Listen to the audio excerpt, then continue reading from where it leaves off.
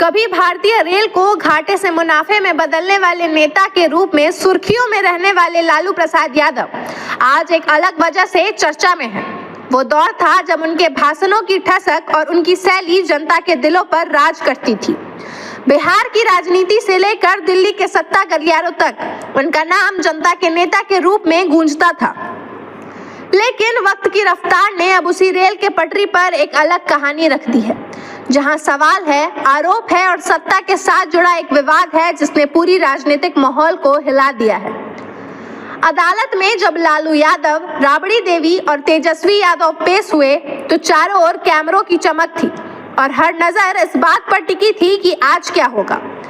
अदालत ने पूछा, क्या आप अपने ऊपर लगाए गए आरोपों को स्वीकार करते हैं? लालू यादव ने जवाब दिया, मैं बेगुनाह हूँ। राबड़ी देवी और तेजस्वी यादव ने भी कहा कि उनके खिलाफ लगाए गए आरोप राजनीतिक हैं, वे निर्दोष हैं। लेकिन अदालत के अनुसार जो दस्तावेज और गवाह पेश किए गए वे किसी और तस्वीर की ओर इशारा करते हैं। अदालत ने कहा कि लालू यादव ने बतौर रेल मंत्री IRCTC के होटलों के ठेकों के आवंटन में हस्तक्षेप किया, निविदा प्रक्रिया में बदलाव किए और कोचर बंधुओं विजय कोचर और विनय कोचर के साथ मिलकर साजिश रची। अदालत का यह भी कहना है कि इन दोनों ने राबड़ी देवी की company Sujata hotels private limited के साथ मिलकर जमीन के सौदे में हेराफेरी की।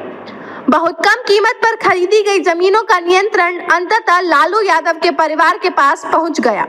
CBI ने अदालत में जो आरोप पत्र दाखिल किया है उसमें कहा गया है कि 2004 से 2009 के बीच जब लालू प्रसाद यादव रेल मंत्री थे तब रेल मंत्रालय के अधीन आने वाले पुरी और रांची स्थित BNR होटल्स को पहले IRCTC के ट्रांसफर किया गया।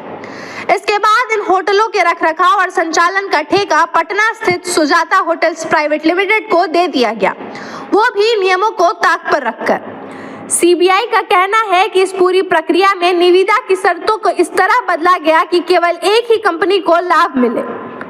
अदालत के मुताबिक यह न केवल भ्रष्टाचार का मामला है बल्कि लोक सेवक के रूप में शक्ति के दुरुपयोग का स्पष्ट उदाहरण है। कहा गया कि इस साजिश में कई लोग शामिल थे जिन्होंने सरकारी निर्णयों को अपने हित में मोड़ दिया और इससे सरकारी खजानों को नुकसान हुआ। अदालत ने लालू यादव, राबड़ी देवी, तेजस्वी यादव और अन्य आरोपियों के खिलाफ IPC की धारा 420 धोखाधड़ी, धारा 120B साजिश और भ्रष्टाचार निरोधक कानून की धारा 13(2) के तहत मुकदमा चलाने का आदेश दिया है। इस धारा के तहत दोषी पाए जाने पर सजा 1 वर्ष से लेकर 7 वर्ष तक की कैद और जुर्माना तक हो सकता है। CBI का दावा है कि यह एक सुनियोजित योजना थी जिसमें सत्ता का इस्तेमाल व्यक्तिगत लाभ के लिए किया गया। राबड़ी देवी की कंपनी सुजाता होटल्स और कोचर बंधुओं की भूमिका का इस पूरी जांच में अहम मानी जा रही है।